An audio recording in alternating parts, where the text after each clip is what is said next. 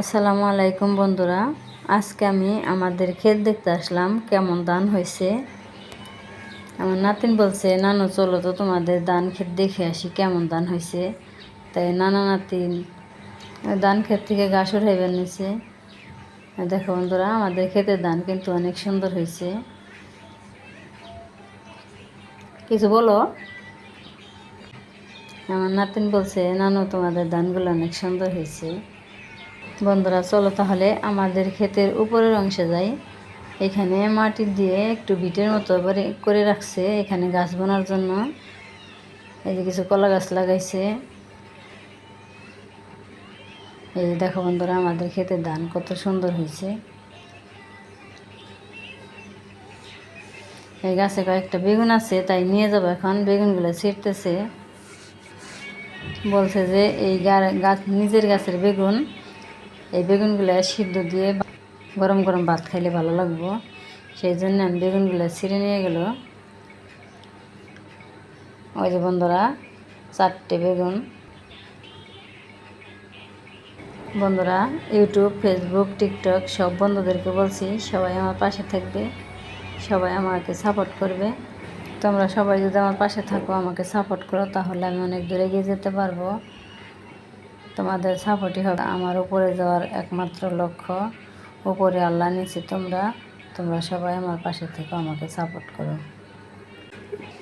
আর বন্ধুরা, আমাদের এই চোখটা কেমন লাগলো অবশ্যই কমেন্টে জানাবে।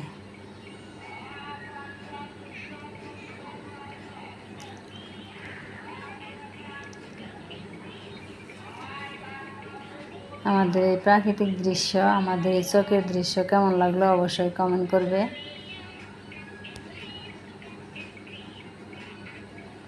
দেখতে দেখো বন্ধুরা, কত সুন্দর সবুজে সবুজে ভরা।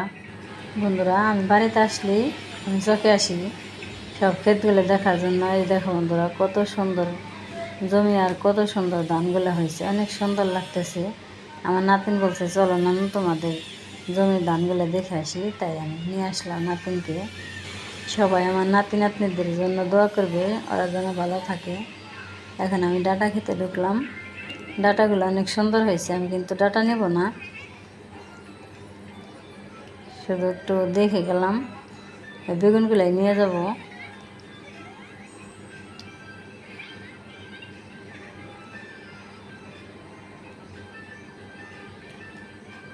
চলো বন্ধুরা, আমি আর একটা দারুণ জিনিস দেখাবো। এই যে বন্ধুরা, কাউন, এগুলো হচ্ছে কাউন।